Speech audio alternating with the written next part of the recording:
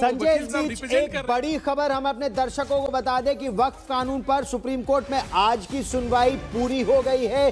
कल भी supreme court में सुनवाई जारी रहेगी। कल दोपहर 2 बजे से सुप्रीम कोर्ट में सुनवाई होगी। बड़ी बात जो सुप्रीम कोर्ट से निकल कर आ रही है कि संविधान और कानून की कसौटी पर इस कानून को परखा जाएगा। सुप्रीम कोर्ट ने यह साफ कर दिया है। संजय, जो बार बार यह बात उठाई जा रही थी कि स्टे लगा दीजिए, इस कानून पर स्टे लगा दीजिए, सुप्रीम कोर्ट ने 2 बड़ी बातें, एक, स्टे लगाने से इनकार कर दिया, 2, वक्फ कानून को संविधान और कानून की कसौटी पर परखा जाएगा, धर्म की कसौटी पर नहीं परखा जा रहा है। क्या यह हम सही समझ रहे हैं? कोर्ट ने यह साफ कर दिया और चीफ जस्टिस ऑफ इंडिया की बेंच ने यह साफ कर दिया है। संजय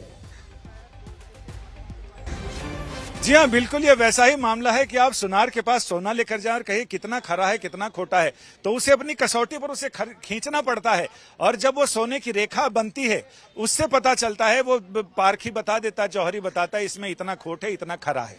यहां भी ऐसा ही है कि आते ही आप सिर्फ अपनी दलीलें दे और बोले साहब इस पर रोक लगाइए, तो कोर्ट नहीं करता है। कोर्ट के पास एक पूरी प्रक्रिया है, कसौटी पर सोने को खींचने की प्रक्रिया है, उसकी रेखा निकलने की प्रक्रिया है, उसको देखने की समझने की प्रक्रिया है। इसलिए कोर्ट ने कहा कि एकदम से रोक नहीं लगाई जा सकती। हाँ, हमारे पास जो कसौटियां हैं, जो संविधान और कानून की कसौटियां हैं, जो हमारे यहाँ प्रक्रिया की कसौटी है, उसको हम पूरा करेंगे, लगातार वो नहीं। कोर्ट ने यह भी कहा कि जब हम इस कोर्ट में जज की कुर्सी पर बैठते हैं तो हमारा कोई धर्म नहीं होता है, हमारा सिर्फ संविधान और कानून धर्म होता है। हम उसी के चश्मे से देखते हैं, उसी के नजरिए से देखते हैं, तब हमारा कोई धर्म नहीं। साथ ही कोर्ट ने यह भी कहा कि जो वक्फ की प्रॉपर्टी है उसको ये भी आश्वासन दिया है कि जिन न्यायालयों ने जिन वक्फ डीड को मान्यता दी है, वो चाहे रजिस्टर्ड हो या नहीं रजिस्टर्ड हो, उसको डीनोटिफाई नहीं किया जा सकता है। इसके साथ ही जहां तक सरकार ने कहा था कि जल्दी जल्दी रोजाना के बेसिस पर सुनवाई करके इसे निपटाया जाए जल्दी,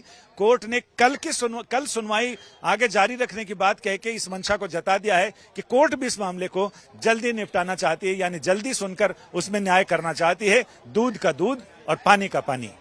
तो दूध का दूध पानी का पानी सुप्रीम कोर्ट भी इस मामले में कर देना चाहता है। कल 2 बजे एक बार फिर इस मामले की सुनवाई होगी। ये जो मुद्दा उठा संजय कि जिस तरह हैदराबाद से आपके वकील साहब आपको बता रहे थे कि वक्फ बोर्ड ने कह दिया या वक्फ ने कह दिया कि ये 1 एकड़ से 1600 एकड़ ये जमीन वक्फ की हुई, और फिर हाईकोर्ट ने भी उस पर हस्तक्षेप करने से इनकार कर दिया या कह दिया कि इसमें हम नहीं दखल दे सकते। अब क्या उस पर भी अंकुश जो कानून के तहत लगा है वो भी परखा जाएगा सुप्रीम कोर्ट की कसौटी पर? जी हाँ, बिल्कुल परखा जाएगा। इनका ये कहना है कि अब हम भी यहाँ पर एक इंटरवेनिंग एप्लीकेशन लगाना चाहते हैं, आईए लगाना चाहते हैं, ताकि हम बता सकें। वो मामला सुप्रीम कोर्ट तक आया था और को चैलेंज करने वाली जितनी याचिकाएं थी सबों की सुनवाई माननीय सर्वोच्च न्यायालय के मुख्य न्यायाधीश के अदालत में हुआ। आज दोनों पक्ष को सुना गया, लेकिन जो आगे की सुनवाई है वो कल 2 बजे के लिए एडजर्न किया गया है, और अभी सुनवाई पूरे केस में जारी है। जो मुस्लिम पक्ष के जो वकीलों का कहना था कि सेक्शन 3 में, सेक्शन 9 में, सेक्शन 14 में, सेक्शन 36 में और सेक्शन 83 में जो अमेंडमेंट्स हुए हैं, वो अमेंडमेंट्स उनके फंडामेंटल राइट का हनन करता है। ये मुस्लिम पक्ष का दलील था कानून के हिसाब से।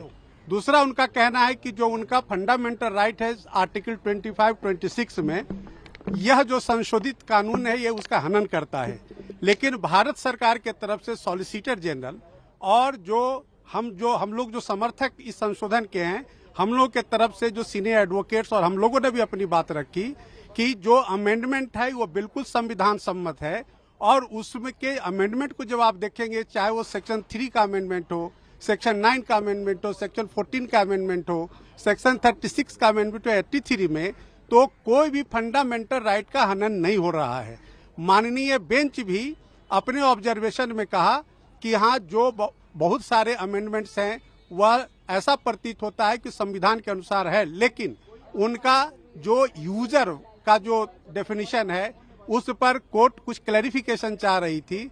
साथ ही साथ कोर्ट का कहना था कि जो काउंसिल के कॉन्स्टिट्यूशन में जो मेंबर्स हैं उसमें हिंदू मेंबर्स को लेकर के कोर्ट क्लैरिफिकेशन चाह रही है।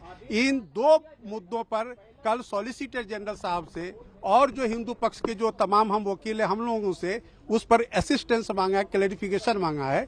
अब कल जो है सारे मुद्दे की सुनवाई 2 बजे होगी। तो इसको रुख क्या लग रहा है? तो एक बार फिर कल 2 बजे इस मामले की सुनवाई होगी। और जिस मुद्दे पर हम बात कर रहे थे कि वक्फ ने अगर अपना रुमाल रख दिया या कह दिया कि ये वक्फ की जमीन है, वो वक्फ की जमीन हो गई। कानून में अब ऐसा इस्तेमाल करते हुए वक्फ पे, तो इसमें पूरी तरह से हमें उम्मीद है कि इसमें हमें राहत मिलेगी। और दूसरा जो नॉन मुस्लिम बोर्ड के अंदर आया है और जो इलेक्टेड प्रोसेस है उसको इन्होंने ख़त्म किया है। जैसे एमएलए इलेक्टेड था या एमपी इलेक्टेड था और मुस्लिम था, क्योंकि इनके पास तो है नहीं, तो इन्होंने जो है ये अनकॉन्स्टिट्यूशनल जो चीज़ें इसके अंदर रखी है। हमें पूरी उम्मीद है कि हमें इसमें जो है हमें पूरा भरोसा है और पूरे हिंदुस्तान को इसमें यकीन है कि सुप्रीम कोर्ट से हमें इसमें इंसाफ मिलेगा और राहत मिलेगी। ऐसा लग रहा है कि वक्फ की संपत्ति अब डीनोटिफाई नहीं होगी, अंतरिम ऑर्डर उसी तरफ आता हुआ दिख रहा है। बिल्कुल बिल्कुल उम्मीद है। और जिस तरह से ये वक्फ की ज़मीनों को कब्जा करने के लिए ये एक्ट लाया गया है उस पर कहीं ना कहीं हमें पूरी उम्मीद है इसमें राहत मिलेगी। ठीक है, लेकिन कोर्ट की तरफ से ये भी चिंता जताई गई कि जैसे दिल्ली हाई कोर्ट की जमीन पे भी वक्फ का दावा किया गया है, इस तरह के भी मुद्दे होते आए।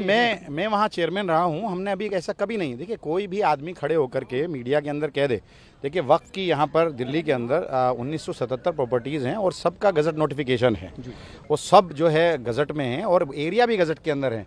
जबकि मैं चेयरमैन था तो हमने सारे केसेस जीते। अब जब इनका, जैसे मैं मिसाल देता हूँ कि ये सारी चीज़ें अब उसके बाद जब मैं 2023 में चेयरमैन नहीं रहा, पद से हट गया, तो अब रेवेन्यू जो सेक्रेटरी है वो जो है उसको देख रहे हैं। तो शाही ईदगाह का मसला आया, तो शाही ईदगाह की ज़मीन को बाकायदा उसने एफिडेविट दिया कि हमारी नहीं है। एक नखुंजी मस्जिद है वहाँ, उसके अंदर महरौली के अंदर कई सारी दरगाहें हैं, उस पर उन्होंने जो है क्लेम किया। मैं कह रहा हूँ कि केंद्र सरकार या स्टेट अगर किसी ज़मीन को लेना चाहती है तो सीओ या जो डीएम को ये पावर दे रहे हैं तो वो उसको कैसे चैलेंज कर सकता है, उनके खिलाफ कैसे जा सकता है? सरकार के खिलाफ नहीं जा सकता। तो केंद्र सरकार ने एक नोटिफिकेशन जारी किया था 123 प्रॉपर्टीज़ का और सारी ज़मीनें उन्होंने अपने अंडर ले ली थी। तो मैं क्योंकि इनके अधीन नहीं आता, क्योंकि हमारी अलग सरकार है और ऑटोनोमस बॉडी थी, तो मैंने चैलेंज किया हाई कोर्ट के अंदर और सारी ज़मीनें वापस लेकर आए। एडमिनिस्ट्रेशन कंट्रोल जो है आज भी दिल्ली वक्फ बोर्ड का है और वो केस चल रहा है। अगर इन्हीं का होता, ये डिविजनल कमिश्नर जो आज है या जो सीओ है अगर आज है, तो आप उम्मीद कर सकते हैं कि रेवेन्यू सेक्रेटरी का या रेवेन्यू जो केंद्र सरकार यूनियन ऑफ इंडिया के खिलाफ वो चला जाता, कभी नहीं जाता। तो यही एक साजिश है इनकी कि स्टेट का ही आदमी इनका जो है सीओ, वो सीओ रहे, स्टेट का ही चेयरमैन रहे और डीएम को सबसे ऊपर जबकि रखा गया है। जबकि मैं यहाँ चेयरमैन था, हमारे जो ऑर्डर होते थे, बोर्ड के जो ऑर्डर होते थे, उसको जो है कोई सुपरसीड नहीं कर सकता, सिर्फ एलजी सुपरसीड कर सकता था। अब डीएम को चेयरमैन से और बोर्ड से ऊपर अगर आप बना रहे हो तो इसका क्या मतलब है, हमारी समझ में नहीं आता। अच्छा, सरकार के खिलाफ कभी प्रॉपर्टीज में आपको लगता है कि अब चली भी जाएंगी जिस तरह मामला है? क्योंकि अभी तक जो है वो 64-65 प्रॉपर्टीज जाती हुई नजर आ रही है हाथ से। देखिए इन्होंने तो ले लिया था ना, 123 प्रॉपर्टी तो इन्होंने ले ली थी। एक नोटिफिकेशन जारी करके यूनियन ऑफ इंडिया ने कहा था कि वक्फ जो है इस पे कब्जा किए हुए ये हमारी ज़मीन है। अगर मैं हाई कोर्ट नहीं जाता तो ये तो सारी ज़मीन चली जाती। एक अकेली अगर आप तिकोना कब्रिस्तान की बात करो जो 60 बीघे का है, अगर आप उसकी वहाँ पे मार्केट रेट के हिसाब से बात करो, अगर 7 लाख रुपया भी मानो। कई प्रश्न उठाए जा रहे हैं कि वक्फ की जमीन रहेगी, लेकिन कागज की बात है।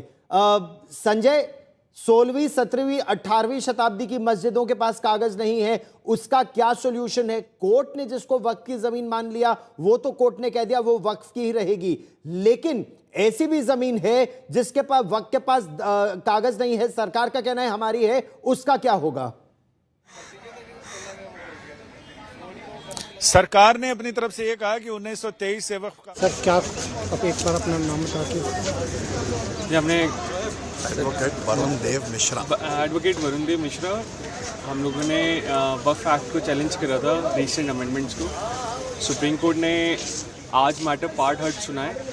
Supreme Court is also put the matter for next date of hearing.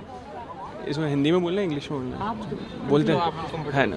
ठीक है। सुप्रीम कोर्ट ने कल के लिए रखा है। सुप्रीम कोर्ट ने इंटेंट दिखाया है that the concept of waqf of user has been identified and they have given certain positive points to the other side and the other side has said कि वो अगले दिन तक डिसाइड करके बताएंगे whether certain interim stay can be given और not. बस हो गया। बहुत सारा पेटिशन। और एक बार फिर आपको संजय मेरे सहयोगी के पास लिए चलते हैं। संजय, अलग अलग वकील 73 मामले हैं, तो कम से कम 73 वकील तो रहे ही होंगे, लेकिन इस समय ये बताइए, वक्फ बाय यूजर वाला जो मुद्दा उठा था उस पर, और विवादित भूमि, अगर सरकार बोले ये हमारी जमीन है, वक्फ बोले हमारी जमीन है, तो क्या अदालत आना पड़ेगा सॉल्यूशन के लिए? उसके लिए जो कानून में प्रावधान है वो ये बताया गया कि डिस्ट्रिक्ट मजिस्ट्रेट, चूंकि उनके पास जमीन का सारा हिसाब किताब रहता है, तो डीएम उस पर इंक्वायरी करेंगे और डीएम उस पर जांच करेंगे कि क्या विवाद है या नहीं है, क्या विवाद है, असली मालिक जमीन का कौन है, और जो वक्फ करना चाहता है जमीन को, क्या वो असली मालिक है, सर्वे सर्वा है। दूसरा, कोर्ट ने अपने जो 5 जो अंतरिम आदेश दिया है उसमें कोर्ट ने कहा है कि डीएम कार्रवाई जारी रख सकते हैं, लेकिन वो अंतिम नहीं होगी, वो अंतरिम होगी। साथ ही कोर्ट ने यह भी कहा कि जो वक्फ बाय यूजर है, तो कोर्ट ने सरकार से सवाल पूछा है कि आप ये पता कैसे करेंगे कोर्ट बाय यूजर में उस संपत्ति का इस्तेमाल जो यूज किया जा रहा है वो जेन्युइन यूज किया जा रहा है, उसमें कोई घपला घोटाला है, हु विल डिसाइड इट। तो उस पर भी सरकार ये बताएगी कि आखिर उसका निर्णय कौन करेगा कि हाँ, इस वक्फ बाय यूजर संपदा का दुरुपयोग किया जा रहा। कोर्ट ने कहा कि हाँ, हो सकता है कि वक्फ बाय यूजर संपदा का दुरुपयोग किया जा रहा हो, लेकिन कई जगह वो जेन्युइन भी होगी, उपयोगकर्ता उसको सही ढंग से उपयोग कर रहे होंगे, जैसा उसके लिए वक्त किया गया था उसी भावना के मुताबिक। तो उसको डिसाइड कौन करेगा, इस पर सरकार बताएगी कि कपिल सिब्बल ने एक और बड़ा महत्वपूर्ण मुद्दा उठाया। कपिल सिब्बल ने कहा कि अगर वो भूमि प्रोटेक्टेड मॉन्यूमेंट में आती है, प्रोटेक्टेड लैंड आता है, आर्कियोलॉजिकल सर्वे ऑफ इंडिया की जमीन हो जाती है, और उस पर वक्फ भी है, जामा मस्जिद का उन्होंने उदाहरण दिया, ऐसी परिस्थिति में क्या होगा?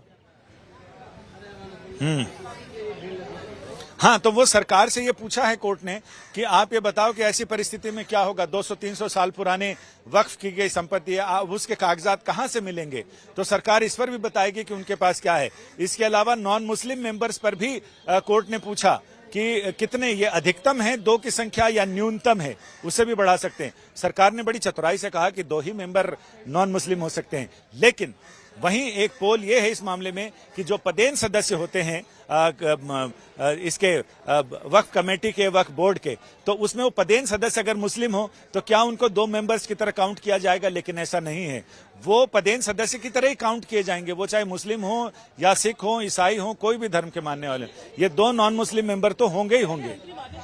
और जिस तरह की हिंसा हो रही है या हिंसा के मामले सामने आए हैं, उसको लेकर भी कोर्ट ने अपनी चिंता जाहिर की। संजय,